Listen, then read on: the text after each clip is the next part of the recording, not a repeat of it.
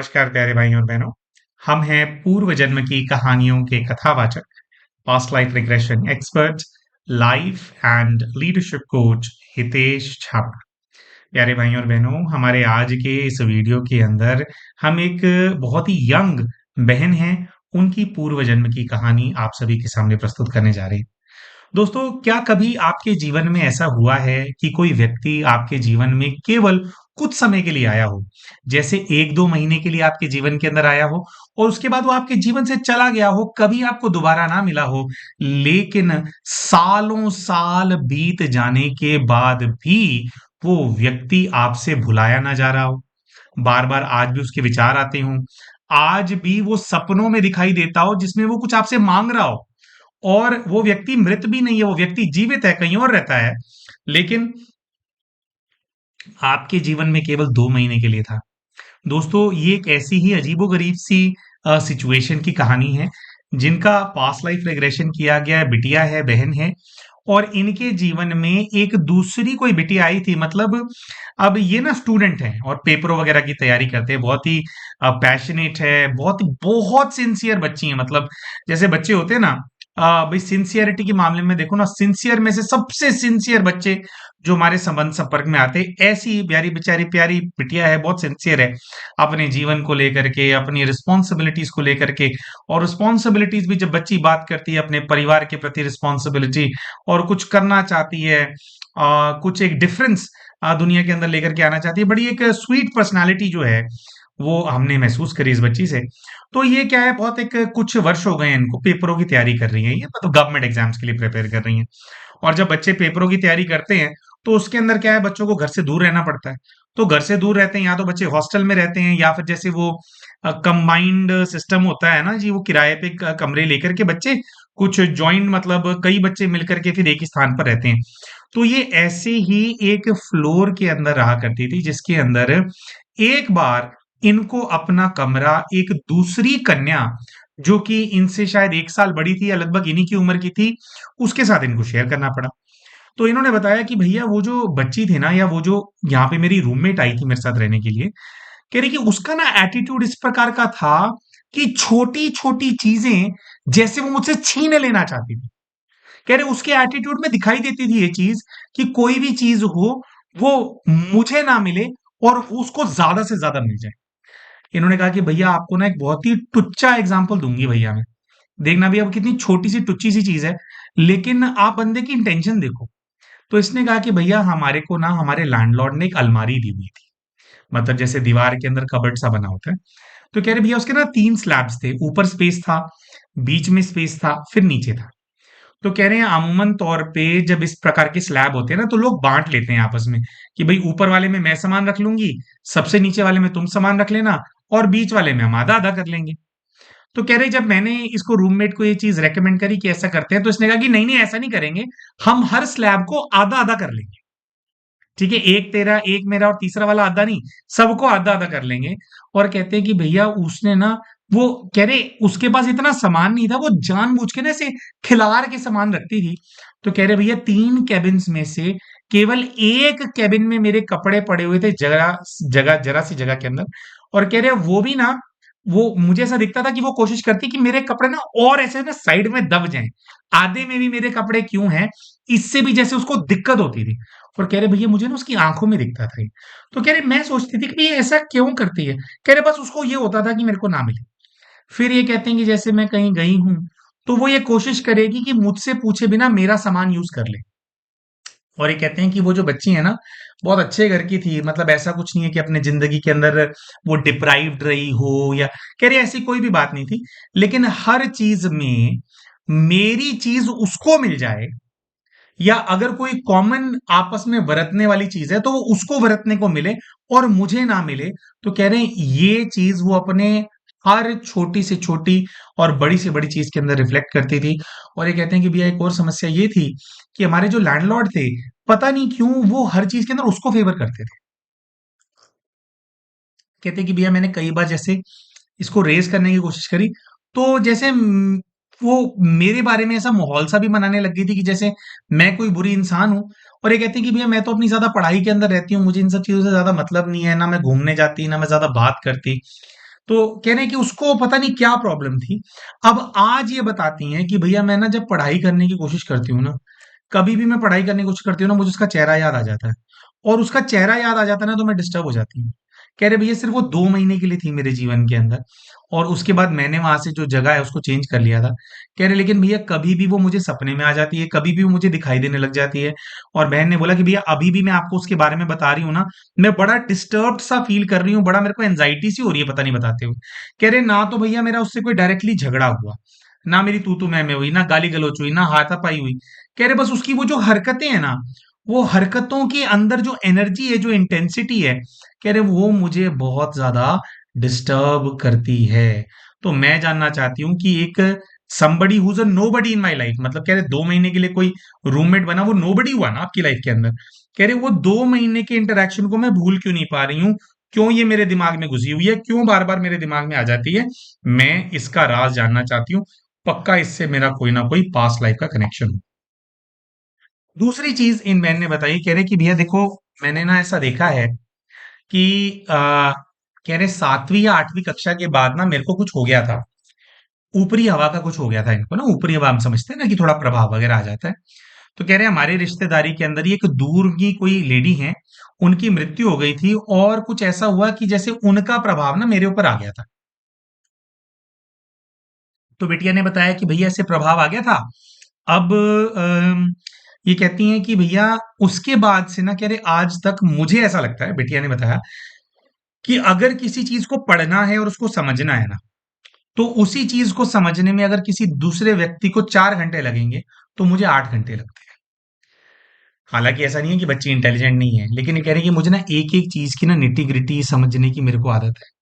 हालांकि हमने बहन को बोला कि बच्चे अगर आप एक एक चीज को गहराई से समझोगे तो उसमें तो समय लगता है ना। लेकिन ये कहती है कि नहीं भैया मैं बता रही हूँ आपको, मुझे ना ब्लॉकेज फील होती है। मुझे लगता है कि मुझे ज्यादा एफर्ट करना पड़ता है, मुझे डर भी ज्यादा लगता है पढ़ाई को लेकर के। और मुझे ऐसा लगता है कि मैं पढ़ाई के अंदर उतनी तरक्की नहीं कर पाऊंगी जितनी मैं मेहनत कर रही हूँ। मेहनत करने से मैं डरती नहीं हूँ, मैं एग्जाम निकाल लूंगी आगे के, और ये अपने जीवन में टॉपर भी नहीं है। लेकिन कह रहे हैं कि भैया मुझे पता है ना अंदर से, मेरे को अगर टॉप करना है, मेरे को कुछ करना है, तो कह रहे हैं मेरी लाइफ ऐसी है कि मुझे लगे ही रहना पड़ता है, लगे ही रहना पड़ता है, लगे ही रहना पड़ता है, टाइम ज्यादा लगता है। और कह रहे हैं पहले तो मेरे को और भी प्रॉब्लम्स थी, लेकिन कुछ वर्षों से कह रहे हैं कि मैंने मेडिटेशन करना शुरू किया है। मेरा डेली 1 घंटे का रूटीन है, आध्यात्मिक क्लास अटेंड करना, फिर उसके बाद 1 घंटा ध्यान करना। तो कहनी मैं बाहर नहीं जाती हूँ, लेकिन जो मैं ध्यान करती हूँ, ये कह रहे भैया ध्यान की शक्ति के प्रभाव से जो मेरे ऊपर जो एक स्ट्रेस होता है, तो कह रही वो स्ट्रेस पूरा हट जाता है। तो मैं कह रही भैया इसीलिए मैं स्टेबल रह पाती हूँ ध्यान की वजह से। लेकिन ये कहती हैं कि भैया कुछ तो ब्लॉकेजेस हैं। और ये कहती हैं कि मुझे ये भी पता है कि वो जो दूर की जो मेरी बुआ लगती हैं वो मेरे ऊपर आ गई थी, वो चली गई हैं। लेकिन ये कहती हैं कि शायद मैं ऐसा फ़ील करती हूँ कि कुछ प्रभाव वो छोड़ गई हैं, है ना? और वो प्रभाव अभी तक पूरी तरह से गया नहीं है, 10-15% अभी भी है। तो ये कहती हैं कि मैं जानना चाहती हूँ कि भैया मेरे जीवन के अंदर पढ़ाई को लेकर के, जबकि मैं पढ़ाई को लेकर के इतनी ज़्यादा सिंसियर हूँ, इतनी सारी ब्लॉकेजेस क्यों हैं? तो अपने पास्ट लाइफ रिग्रेशन के माध्यम से प्यारे भाई और बहनों, ये बहन 2 चीज़ें जानना चाहती थी। एक, इनके साथ इतनी सारी ब्लॉकेजेस क्यों हैं पढ़ाई को लेकर के, और दूसरा, वो 2 महीने के लिए जो रूममेट इनके जीवन के अंदर आई थी, वो क्यों इनके दिमाग से बाहर नहीं निकलती है? क्यों परेशान करती है भैया? तो और इसका ना बड़ा ही एक अच्छा मतलब मैसेज वाली, अच्छी तो हम नहीं बोलेंगे क्योंकि पास्ट लाइफ स्टोरी सब दुःख से भरी होती है, लेकिन मैसेज शिक्षा बहुत अच्छी है दोस्तों। हमें ऐसा लगता है कि ये जो कहानियाँ हैं इनके माध्यम से अच्छी शिक्षा सभी भाई-बहनों तक हम पहुँचा पाते हैं। सबसे अच्छी चीज़ इन कहानियों की ये है, वैसे तो सब में दुःख और दर्द से भरी हुई दास्तानें होती हैं। तो प्यारे भाइयों और बहनों, इन्होंने अपने पूर्व के जीवन के अंदर क्या देखा, इसके बारे में भी आप सभी को हम बताएँगे। लेकिन उससे पहले हम शाउट आउट देना चाहते हैं हमारे चैनल के उन व्यूअर्स को जिन्होंने अभी रिसेंटली हमारे चैनल को एज़ अ मेंबर जॉइन किया है। दोस्तों, यूट्यूब के ऊपर इनके यूज़र आईडीज़ कुछ इस प्रकार से हैं। तो एक हमारे जो चैनल के नए मेंबर बने हैं, इनका यूज़र आईडी है शिवानी खुराना 4518। इन्होंने हीलिंग सर्कल प्लस के अंदर ज्वाइन किया है। फिर एक हमारे चैनल के पहले से मेंबर हैं रोशन कुमार TT3JK, ये इनकी आईडी है। पहले ये हीलिंग सर्कल के मेंबर थे, अभी इन्होंने रिसेंटली हीलिंग सर्कल प्लस के अंदर अपग्रेड किया है। इसी प्रकार से ST1234 ये भी हमारे चैनल के दर्शक हैं जो पहले हीलिंग सर्कल के अंदर थे, अभी इन्होंने हीलिंग सर्कल प्लस के अंदर अपग्रेड किया है। दोस्तों जैसा कि आप सभी जानते ही हैं कि जो भी भाई बहन हीलिंग सर्कल के मेंबर होते हैं उनके लिए हर महीने एक ग्रुप पीएलआर का सेशन कंडक्ट कराया जाता है ना। तो ये अभी देखो एक ग्रुप पीएलआर का सेशन तो अभी बिगिनिंग ऑफ द मंथ में हो गया। इसके बाद जितने भी विशेष हिप्नोथेरेपी के या बाकी के और ग्रुप पीएलआर के जो सेशंस कंडक्ट कराए जाएंगे उन सबका लाभ जो है वो हीलिंग सर्कल प्लस वाले जितने भी हमारे चैनल के मेंबर्स हैं उनको प्राप्त होने वाला है। अभी प्यारे भाइयों और बहनों, आ, ये भी हम बताना चाहते हैं, देखिए आज 6 तारीख है जब हम इस वीडियो को रिकॉर्ड कर रहे हैं और अभी हम चैनल पे पोस्ट कर देंगे। 6 फरवरी 2026 है।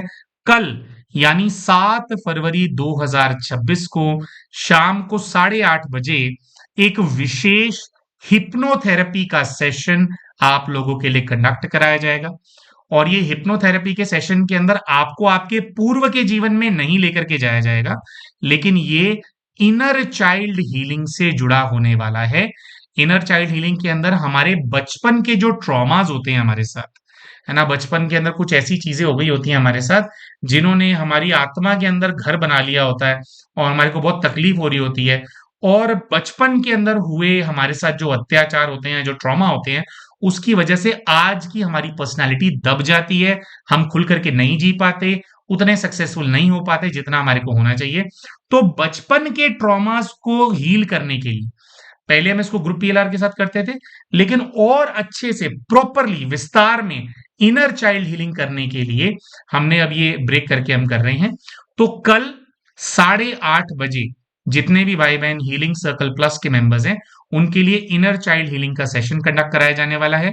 और जैसे कि हमने पहले भी बताया था दोस्तों, इस सेशन के बाद और 2-3 दिनों के अंदर जो एक और हिप्नोथेरेपी का सेशन कंडक्ट कराया जाएगा जो कि विशेष बचपन की या बड़े होने के बाद की बुरी आदतों को छोड़ने के लिए है। कई सारे लोग होते हैं जिनको नशे की आदत पड़ जाती है, कई सारे लोग होते हैं उनको कुछ और गलत काम करने की आदत पड़ जाती है जो उनकी आदत छूट नहीं रही होती, छोड़ना चाहते हैं लेकिन छूटती नहीं है, वो पूरी चिपक गई है। इस प्रकार की आदतों को हिप्नोसिस के माध्यम से, यानी आपको गहरे ध्यान की अवस्था में लेकर के जाकर के जहां पर डायरेक्ट आपके अंतर मन से बात हो सकती है, आपके सबकॉन्शियस से बात हो सकती है और उसके अंदर चीजों को फीड किया जा सकता है। तो ऐसी स्थिति में ले जाकर के जो गलत आदत ने अपनी जड़ें पकड़ ली हैं उसको जड़ से उखाड़ने के लिए विशेष हिप्नोथेरेपी के सेशंस हीलिंग सर्कल प्लस के मेंबर्स के लिए कंडक्ट कराए जाने वाले हैं। तो अभी कल इनर चाइल्ड हीलिंग का सेशन होगा और उसके बाद डी एडिक्शन और बुरी आदतों को छोड़ने वाला सेशन जो है उसका नेक्स्ट जो है वो वाला सेशन फिर कुछ दिनों में कराया जाएगा। हाँ, एक और चीज है, कई सारे भाई बहन ये कंप्लेंट करते हैं कि भैया आपने ग्रुप में पीएलआर करा दिया या आप हिप्नोथेरेपी के सेशन कराते हो तो हमारे को उसी टाइम पे अटेंड करना होता है, कई बार हमारे को ना टाइम आगे पीछे चाहिए होता है हमारे को उस चीज के लिए। दोस्तों देखिए, इसका एक विशेष कारण होता है जिसकी वजह से हम वीडियोस को छोड़ते नहीं हमारे चैनल पे और हम छोड़ेंगे भी नहीं आगे से। लेकिन हमारे भाई बहनों को सपोर्ट करने के लिए, क्योंकि हम समझते हैं कि जिस समय हम लाइव कर रहे हैं हो सकता है बिल्कुल एग्जैक्ट उस टाइम पे आप अवेलेबल ना हो। तो जब भी कोई, चाहे ग्रुप पीएलआर का सेशन हो या हिप्नोथेरेपी का सेशन हो, जब भी ये सेशन कंडक्ट कराया जाएगा उसके बाद 6 से 8 घंटे के लिए उस वीडियो को मेंबर्स के लिए ऑनलाइन ग्रुप पर यूट्यूब चैनल पर छोड़ा जाएगा। यानी कि अगर अभी सेशन का टाइम और अभी आप नहीं कर पाए, मान लीजिए सुबह 7:30 बजे और आप नहीं कर पाए हैं, तो उसके बाद मान लीजिए 2-3 घंटे के बाद अब आप फ्री हो गए तो आप देखेंगे कि वो वीडियो जो लाइव हुआ था वो अवेलेबल होगा चैनल पे। तो अगले 6 से 8 घंटे के बीच में भी अगर आप करना चाहेंगे, अगर आप हमारे चैनल के मेंबर होंगे तो आप उस सेशन को अटेंड कर पाएंगे। तो ये तो था हमारे जो चैनल के मेंबर्स के लिए विशेष हम सेशंस करते हैं उनका अपडेट। अब कोई भी भाई बहन चाहे हीलिंग सर्कल हो या हीलिंग सर्कल प्लस हो, अगर उसके अंदर ज्वाइन करने के बारे में सोच रहे हैं तो हमारे इस वीडियो के नीचे आपको एक ज्वाइन बटन नजर आ रहा होगा, उसका इस्तेमाल करके आप भी चैनल की मेंबरशिप के लिए ऑप्ट कर सकते हैं। तो अब आते हैं दोस्तों पूर्व जीवन पे। इन्होंने अपने ये जो सेशन है इसके दौरान इनको 3 अलग अलग पूर्व के जीवन नजर आए थे। जिनके माध्यम से अपने प्रश्नों के उत्तर ये प्राप्त कर पाए। तो अभी पहले जीवन के बारे में बात करते हैं। तो जैसे ही ये जाते हैं, अच्छा बहुत सारे भाई बहन रिक्वेस्ट करते हैं कि भैया बताया करो कि गाइड कौन आए थे। तो ये बच्ची जो है राजयोग की अभ्यासी है, और इस बच्ची के केस के अंदर जो गाइड हैं वो ब्रह्मा बाबा आए थे। दोस्तों ब्रह्मा बाबा जो हैं उनकी शक्ति और हनुमान जी की शक्ति बिल्कुल सेम है। आ, जो पीएलआर कराने वाले जो थेरेपिस्ट होते हैं ना, उनको एनर्जी का पता लग जाता है। तो बहुत सारे हमारे ऐसे सेशन होते हैं जिसके अंदर व्हाइट हनुमान आते हैं, व्हाइट हनुमान। तो जब कभी व्हाइट हनुमान भी आते हैं तो उनकी भी आते ही हमारे को पता लग जाता है कि ब्रह्मा बाबा आ गए हैं या हनुमान जी आ गए हैं। तो व्हाइट हनुमान और ब्रह्मा बाबा की जो शक्ति है ब्रह्मांड के अंदर, वो दोनों बिल्कुल सेम एनर्जीज हैं। दूसरे भाई बहनों के केसेस में और भी देवी देवता, किसी को शंकर जी नजर आना, किसी को दुर्गा माँ नजर आना, या और भी कई देवी देवता उनको नजर आते हैं, और कई सिद्ध पुरुष भी नजर आते हैं। लेकिन इन बहन के केस के अंदर इनको ब्रह्मा बाबा नजर आए अपने गाइड के रूप में। तो इनको फिर जब इनके पूर्व के जीवन में भेजा जाता है तो इनको ऐसा नजर आता है कि खुले आसमान के नीचे खड़े हैं, दोपहर का समय है, नीचे सूखी मिट्टी महसूस हो रही थी। पैरों की तरफ देखा तो कहते हैं कि पैरों में ब्राउन कलर की जुत्ती पहनी हुई है, और जुत्ती से कोई ब्राउन कलर के जूतों टाइप से ध्यान जब ऊपर जाता है तो ये कहते हैं कि घाघरा चोली पहनी है, घाघरा ग्रीन कलर का पहना हुआ है। यानी कि अपने आप को एक महिला के रूप में ही देख रहे थे। अपने हाथों की तरफ देखते हैं तो ये कहते हैं कि ऐसा लगता है व्हाइट कलर की चूड़ियां पहनी हुई हैं। और व्हाइट कलर की चूड़ियां कौन सी? वो जो पूरी ऐसे ऐसे हाथों से पूरियां कंधे तक नहीं होती है ना, वो चूड़ियां चूड़ियां बड़ी होती जाती हैं, बड़ी होती जाती हैं। तो कहते हैं वो वाली मैंने व्हाइट चूड़ियां पहनी हुई हैं, शोल्डर तक है। गले में कंठी पहनी हुई है, हमारे यहाँ पंजाब में कैंठा बोलते हैं। वो मतलब ऐसे धागा सा होता है, धागे के साथ यहाँ पे बीच में ना गोल्ड का ऑर्नामेंट पहनते हैं। तो कह रहे कंठी पहनी हुई है, नाक में भी कुछ सोने का पहना है, और सर पे टीका पहना हुआ है, टीका मांग टीका टाइप इनको फील होता है। महिला है, लगभग 32 से 34 वर्ष इस महिला की आयु है। कहाँ पे है? ये कहती है गांव के बाहर का कोई एरिया है, और ऐसा लगता है कि जैसे मैं किसी खेत में खड़ी हूं, लेकिन जिस खेत में खड़ी हूं यहां की लैंड उतनी फर्टाइल नहीं है, लेस फर्टाइल लैंड फील हो रही है, लेकिन है कोई खेत। फिर हम पूछते हैं कि भाई आप मतलब यहां काम करते हो क्या है? तो खेत को देखती हैं तो इनको फीलिंग आती है कि मैं खेत की मालिक हूं। इनके अलावा इनको खेत के अंदर एक और पुरुष भी नजर आता है, जिसकी आयु लगभग 45 वर्ष की है। यानी कि इनसे 10 से 11 वर्ष बड़ी आयु का एक पुरुष इनको नजर आता है, जिसने कुर्ता पजामा पहना है सफेद रंग का, और सर पे पगड़ी पहनी है, जिसके अंदर इनको लाल रंग की वो जैसे पट्टियां सी नहीं बनाते, बेसिकली राजस्थानी जो पगड़ी होती है येलो और लाल रंग के कपड़े से पहनते नहीं है, राजस्थान में कई भाई पहनते हैं। तो क्या बोलते हैं उस पगड़ी को? हमारे को उसका पगड़ी का नाम तो नहीं पता, लेकिन राजस्थानी पगड़ी वो लाल रंग की इनको फील हो रही थी। तो इनसे ये कहते हैं कि वो मेरा पति है, ऐसा फील होता है, और उसको देख करके मुझे डर लग रहा है। अच्छा, तो हमने कहा कि क्यों डर लग रहा है? कह रही क्योंकि पति कहता है कि तुम ज्यादा काम नहीं करती हो, ही डिमांड्स मोर वर्क। अच्छा जी, तो हमने कहा कि भाई फिर क्यों नहीं करते हो काम? पूरा किया करो, काम तो करना चाहिए अपना। तो ये कहती हैं कि नई नई बात यह है, ही इज काइंड ऑफ कामचोर। कह रही जो मेरा पति है ना वो कामचोर है एक्चुअली में, वो खुद नहीं करता, और वो चाहता है कि मैं ज्यादा से ज्यादा करूं, मुझसे वो ज्यादा कराए। तो हमने कहा अगर वो काम नहीं करता तो वो क्या करता है? तो कह रही अभी मैं ऐसा देख रही हूं तो एक पेड़ है, उसकी छांव में खाट डाल करके बैठा है लाट साहब, और हुक्का सुलगा रहा है, हुक्का पी रहा है, और मेरे को यही कह रहा है कि ये काम निपटा दे, वो काम निपटा दे, मुझ पे हुक्म चला रहा है। तो कह रही है पति है, मुझे इससे डर लगता है। तो भाई इनसे पूछते हैं कि भाई फिर और बताओ कैसे है, और परिवार में कौन है? तो कह रही है मुझे दो बच्चे फील होते हैं, एक लगभग 20 साल का है और एक 7-8 साल का। तो यहाँ पे जैसे हुआ तो हमने कहा कि भाई थोड़ा एज का हिसाब किताब मेरे को बैठ नहीं रहा, क्योंकि आपने बताया है कि आप 32 से 34 साल के हो, तो केवल एक 34 साल की महिला है, उसका 20 साल का लड़का, तो बहुत कम उम्र में हो गया था, क्या हुआ है? तो जब ये बात पूछी जाती है तो ये बताते हैं कि जो बड़े वाला लड़का है वो मेरा नहीं है। कह रही है मेरा वाला 7-8 साल वाला है। मैं इस आदमी की दूसरी पत्नी हूं। वो बड़े वाला लड़का जो है वो बड़ी पत्नी का, पहली वाली जो पत्नी थी उसका है। और पहली पत्नी जो है मेरे पति की, वो मर चुकी है, उसकी डेथ हो चुकी है। तो फिर हम आगे पूछते हैं कि भी देखो आगे क्या हो रहा है, क्या है जीवन के अंदर, क्योंकि हमारे को कार्मिक कनेक्शन निकालना था। तो हम बोलते हैं आगे देखो, भाई यही इनको दिख रहा होता है कि पति मुझसे काम कराता है और कैसे है। तो फिर आगे कहते हैं कि भाई समय आगे बढ़ गया है, पति बुढ़ा हो गया है, चार पाई पे बैठा है, मैं रोटी बना रही हूँ। और कह रही है अभी भी हमारा ऐसा सा ही रिलेशन है, एक दीवार सी जो है हमारे को फील होती है। अब दोस्तों देखिए यहां पर जो सारी कहानी थी, आप लोग भी ऐसा ही अज्यूम कर रहे होगे, आई एम वेरी श्योर। क्योंकि जिस समय पर हम सेशन कंडक्ट कर रहे थे, हमें भी ऐसा लग रहा था कि ये जो इनका पति है ना, ये इनका पति ही वो रूममेट होगा। जो रूममेट नहीं आई थी बड़ा डिस्टर्ब जिसने कर दिया था, क्योंकि पति भी ऐसा दिख रहा है सब कुछ इसी से काम करवाना है, थोड़ा वही वाले नेचर का इंसान लग रहा था। लेकिन दोस्तों जब हमने इनसे पूछा कि ये जो पति है जिससे ऐसे बेकार सा ही रिलेशन रहा आपका हमेशा, आप काम ही करते रहे, कभी कोई खास बॉन्ड नहीं बना, उसको देखो अभी के जीवन में कोई है क्या?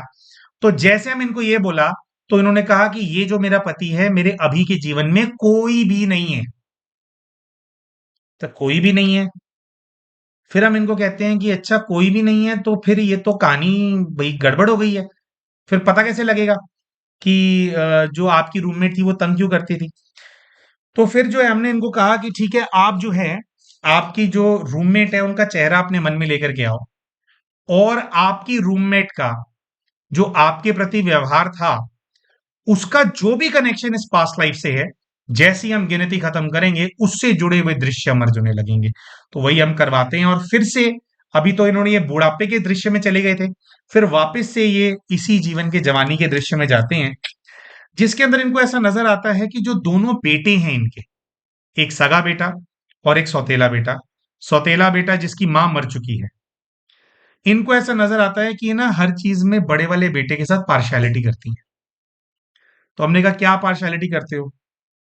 तो कह रहे कि भैया मैं देख तो रही हूँ लेकिन मुझे लग रहा है ये तो बहुत ही घटिया हरकतें कर रही हूँ। क्या? तो कह रही है कि पार्शियलिटी ऐसी करती हूँ कि उसको रोटी कम देना, या उसको रोटी देना तो बड़े वाले बेटे की रोटी में घी या तो न लगाना, या अगर उसने मान लिया है तो थोड़ा थोड़ा बस उसका टीका ही लगाती हूँ घी का, बस में या थोड़ा थोड़ा घी लगा दिया, और अपने बेटे को भर के घी देती हूँ, क्योंकि मुझे लगता है मेरे बेटे को ज्यादा मिले और इसको कम मिले। गंदी हरकतें जैसे करते हैं ना कुछ लोग, छोटी चीज है ना, दूसरा बच्चा अगर ज्यादा घी खा लेगा तो हमारा कम थोड़ी पड़ जाएगा घर के अंदर। लेकिन कह रहे हैं मैं ये हरकत कर रही हूँ, मुझे दिख रहा है, कह रही मैं घी लेती हूँ ना, उसकी रोटी पे लगाने में ना मेरे को ना जैसे मेरे हॉल पड़ते हैं मेरे को, कि क्या होगा, खत्म हो जाएगा। कह रही मैं चाहती हूँ कि मेरे छोट जो मेरा बेटा है उसको सब कुछ मिल जाए। फिर कह रही है कपड़े दिलाने में, बड़ा लड़का जो है मैं उसको कपड़े नहीं दिलाती हूँ, कभी अगर उसको एक दिला दिया तो अपने लड़के को तीन चीजें दिलाऊं। तो कह रहे फिर आगे जा करके फिर हमने कहा कि भाई ये तो चलो छोटी उम्र में आपने किया, फिर बड़े होकर के जब पति मर गया तो फिर, तो कह रहे जब पति मर गया तो भी जो मेरा बड़ा बेटा है उसका मैंने हक मार लिया था। मतलब कह रही उसको मैंने हिस्सा दिया, लेकिन जैसे छोटा पोर्शन दे दिया उसको, छोटे वाला घर दे दिया, या छोटा वाला खेत उसको दे दिया, या जैसे कह रहे जो उसको मैंने घर दिया वो ऐसा घर दिया जो बना नहीं हुआ था, कच्चा था। मेरे लड़के को मैंने बना हुआ पक्का घर दिया। तो कह रहे हैं कि पूरे जीवन भर जो है मैं ऐसा पार्शियलिटी करती। तो फिर हम इनसे पूछते हैं कि ठीक है, आप देखो और बताओ, अब दो ही बच्चे दिखाई दे रहे थे, आप देखो और बताओ कि ये जिस बच्चे, जो आपका प्रिय बच्चा है, वो कौन है अभी के जीवन के अंदर, और ये जिसके साथ पार्शियलिटी करते हो वो कौन है? अब दोस्तों कई सारे भाई बहन पूछते हैं कि भैया पिछले जन्म में शक्लें सेम होती हैं क्या, करण अर्जुन अर्जुन मूवी की तरह, है ना, भाग अर्जुन भाग ऐसे होता है क्या? तो दोस्तों शक्लें सेम नहीं होती है, कुछ झलक हो सकती है इंसान की, शक्लें सेम नहीं होती है, लेकिन क्या होता है, एक ना आत्मा का वाइब्रेशन होता है, ठीक है। तो उसका ना प्रोसीजर होता है, सामने वाले व्यक्ति की आंखों में देखने के लिए बोला जाता है, आंखें ना आत्मा का दर्पण होती है, आंखों से आत्मा का पता लग जाता है। तो उसके माध्यम से टेक्निक होती है, वो वाइब्रेशन फील होता है कि अभी के जीवन में, तो वो शक्ल से नहीं पहचानते, वाइब्रेशन से, एनर्जी से पहचानते हैं, आत्मा की शक्ति से।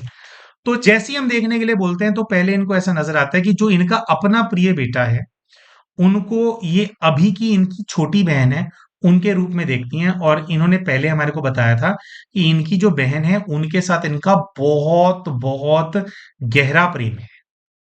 तो अपने जिस लड़के के लिए ये पार्शियलिटी करते थे, इनका सगा बेटा, उसको इन्होंने अपनी बहन के रूप में देखा। अब फिर से आप लोग सोच रहे होंगे कि रूममेट का पता लग जाएगा। रूममेट का भी पता नहीं लगा। जिस बच्चे के साथ ये पार्शियलिटी करते थे, दोस्तों, जब उसको देखने के लिए बोला गया, तो इनको नजर आया कि इनकी जो रूममेट इनके साथ पार्शियलिटी करती थी, उस लड़की का एक बॉयफ्रेंड था। एक लड़के के साथ वो प्रेम प्रसंग के अंदर थी, जो कभी कभी मिलने के लिए आता था। और वो बॉयफ्रेंड भी इनको पसंद थोड़ा नहीं करता था और इनसे कटता था, और इनको देख करके उसको एक नेगेटिव वाइब आती थी। इनकी रूममेट का बॉयफ्रेंड इनको अपने पूर्व के जीवन के सौतेले बेटे के रूप में देखा। तो हमने पूछा कि भैया तुम्हारी रूममेट कहाँ है? मेन पार्शियलिटी और मेन तो हत्याती वो थी ना।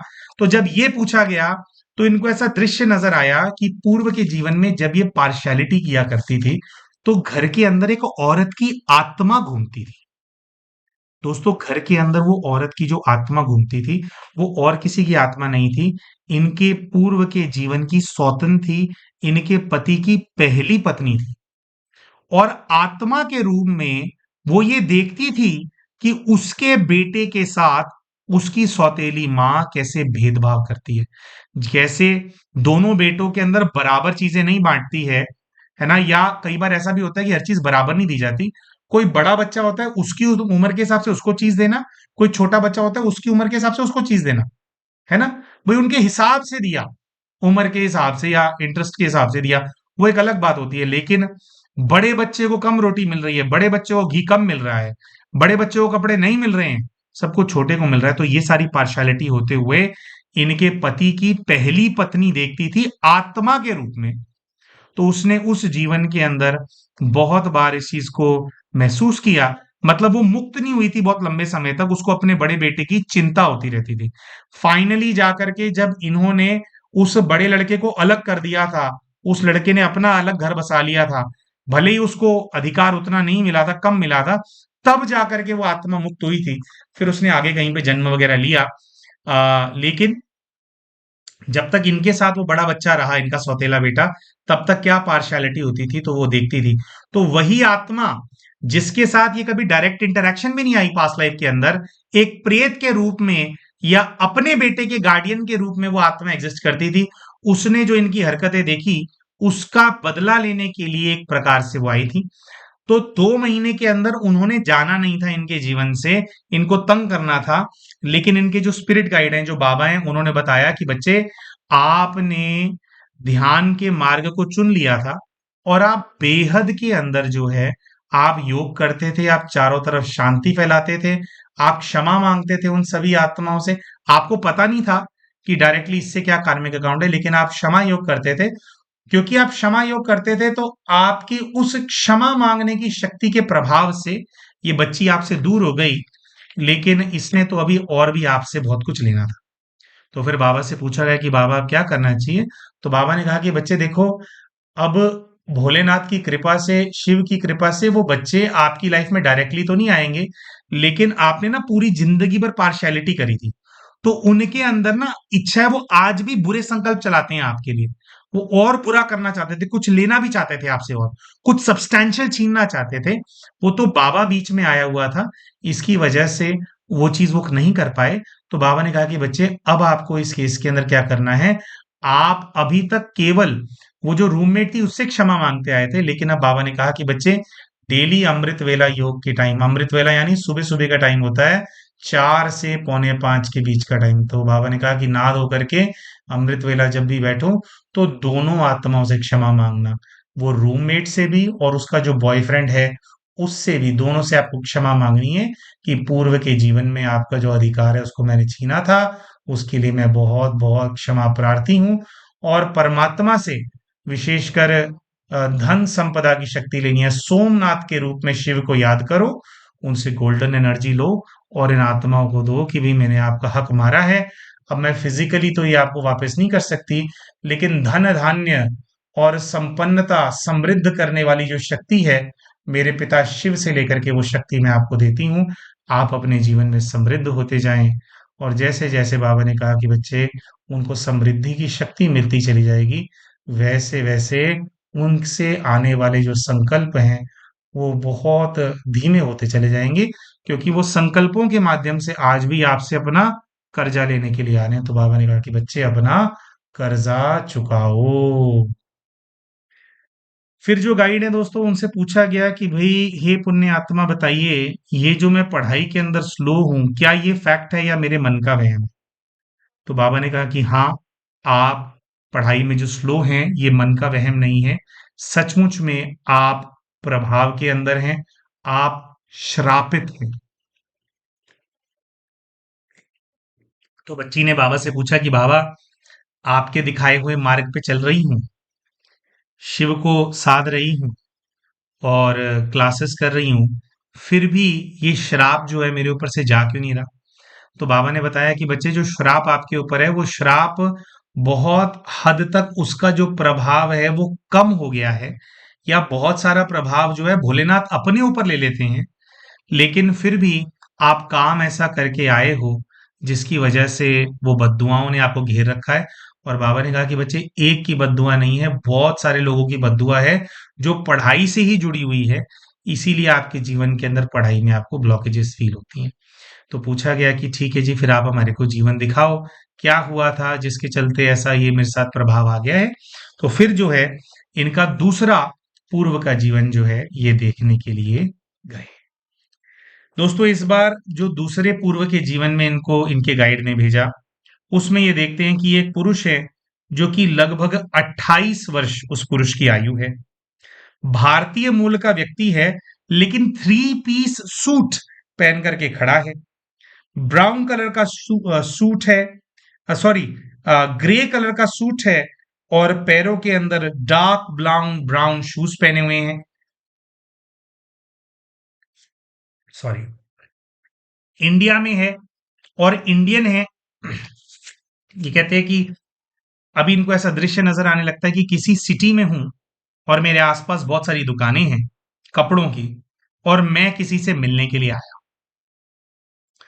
तो मिलने के लिए आया हूं, तो इनको एक व्यक्ति नजर आते हैं। तो हम कहते हैं कि क्यों मिलने आए हो, कौन है ये? तो ये कहते हैं कि मैं कोई डील साइन करने आया हूं, और मेरा नाम शायद मयंक है। मयंक या मयंक नाथ, ऐसा कुछ नाम आ रहा था। ये कहते हैं कि मैं बहुत बड़ा कॉन्ट्रैक्टर हूं, और मैं हॉस्पिटल और स्कूल की बिल्डिंग बनाता हूं। और ये कहते हैं कि मेरे ज्यादातर जो कॉन्ट्रैक्ट्स होते हैं वो सरकारी कॉन्ट्रैक्ट होते हैं, कंस्ट्रक्शन के काम में हूं। और कहने मैं जिससे मिलने के लिए आया हूं वो गवर्नमेंट का बंदा है, और उससे जान पहचान है मेरी। और ये समय जो है, ये 19 मतलब बिल्कुल जिस टाइम पे आजादी मिली थी ना देश को, 1940s 1950s टाइप का समय जो इनको फील हो रहा होता है। तो ऐसे पूछते हैं कि भाई अच्छा, जान पहचान है तो भाई कैसे है, तो क्या करने हैं? तो कह रहे मैं कॉन्ट्रैक्ट्स लेता हूं और मुझे ऐसा दिख रहा है कि मैं पैसा खाता हूं बीच में, और सब स्टैंडर्ड मटेरियल का इस्तेमाल करता हूं। तो हम कहते हैं कि क्यों, कैसे कर लेते हो भाई? तो ये कहते हैं कि गवर्नमेंट के लोग मिले होते हैं और उनको कमीशन मिलता है। तो फिर हमने कहा कि भाई फिर क्या दिक्कत है, कैसे है? तो यहां पे ये कहते हैं कि मुझे ना लोगों की बद्दुआएं लगी हुई हैं। मुझे दिखाई दे रहा है कि जो बिल्डिंगें मैं बना देता हूं वो कुछ ही समय के अंदर खराब होने लग जाती हैं, उनका मटेरियल टूट के गिरने लगता है। तो जो कॉमन लोग होते हैं ना, जो लोग हॉस्पिटल, कह रहे मेजरली हॉस्पिटल और स्कूल के कॉन्ट्रैक्ट होते हैं, तो कह रहे जो लोग हॉस्पिटल आते हैं ना और बिल्डिंग खराब हो जाती है, तो कह रहे वो देख करके ना गालियां देते हैं। सब बोलते हैं कि गंदा काम क्यों करते हैं ये लोग, क्यों ईमानदारी से पैसा खर्च नहीं करते। ये कह रहे हैं कि पीपल से, कि जैसे कि हम जैसे लोगों की वजह से देश की तरक्की नहीं हो रही है, देश तरक्की रुकी हुई है। और हम इनके कहते हैं कि अच्छा, देश की तरक्की रुकी हुई है, वैसा बोल रहे हैं, आप कैसा फील करते हो? दोस्तों, पास्ट लाइफ रिग्रेशन के अंदर ना एक चीज बड़ी ऐसी होती है कि इंसान ना अपने इमोशंस को फील कर पाता है कि वो एग्जैक्टली कैसा फील करता था उस टाइम पे।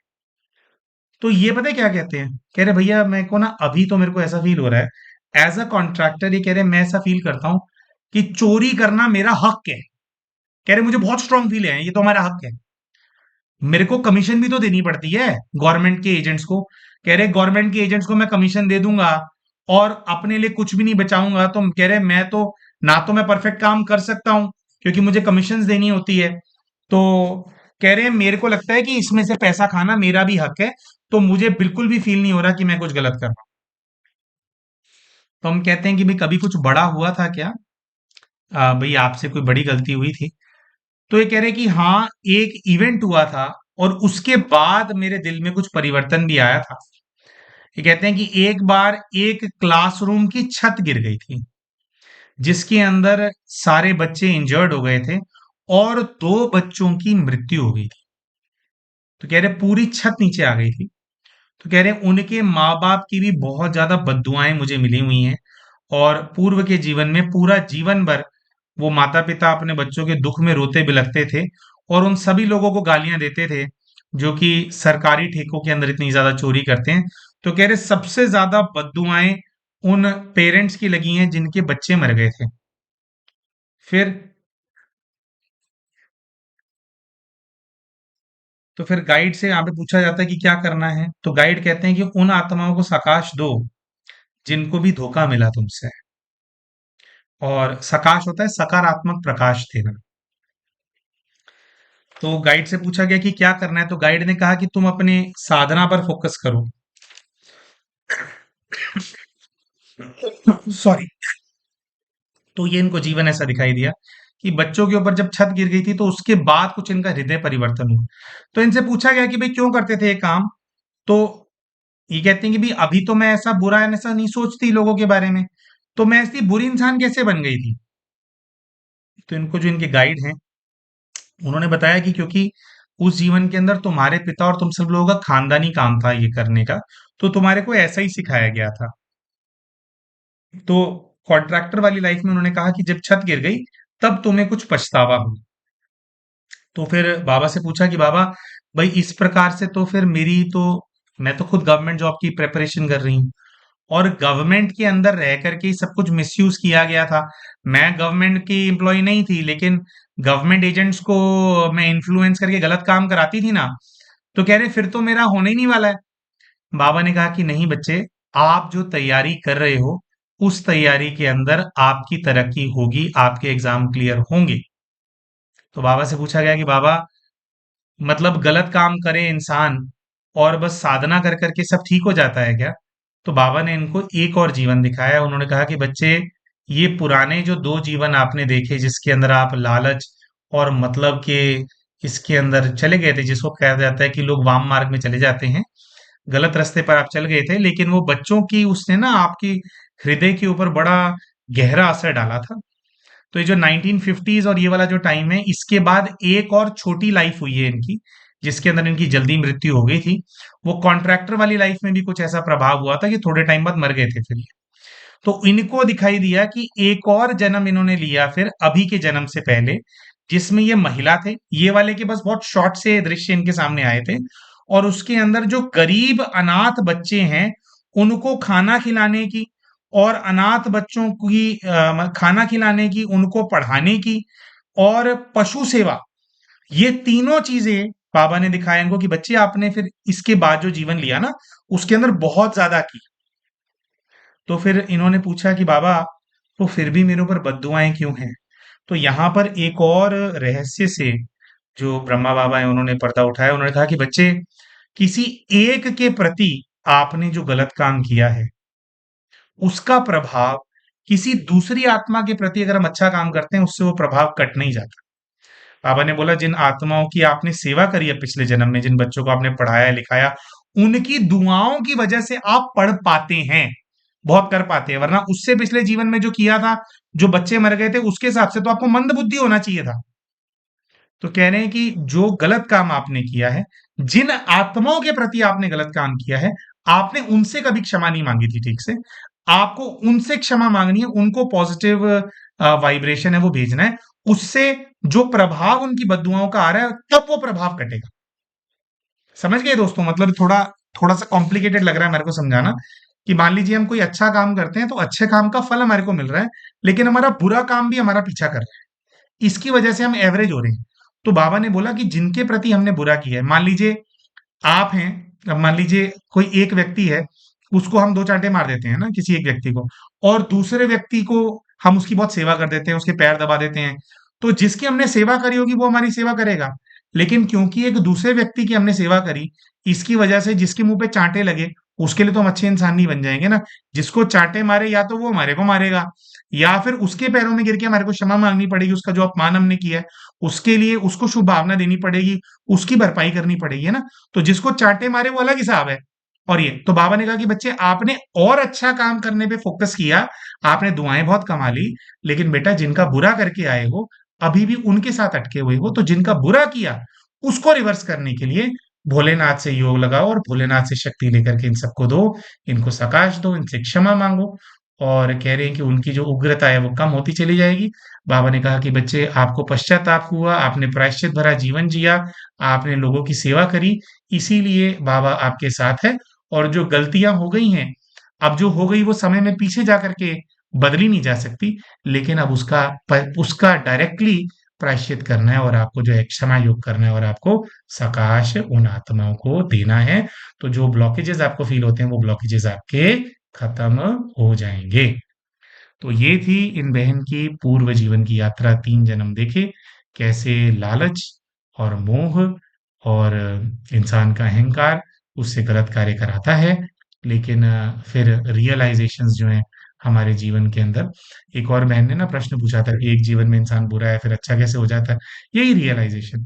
अगर वो कॉन्ट्रैक्टर वाली लाइफ़ के अंदर इन्होंने रियलाइज नहीं किया होता कि मैं गलत काम कर रहा हूँ, तो उसके अगले जीवन में बुरे इंसान ही होते, फिर अभी और दुख झेल रहे होते।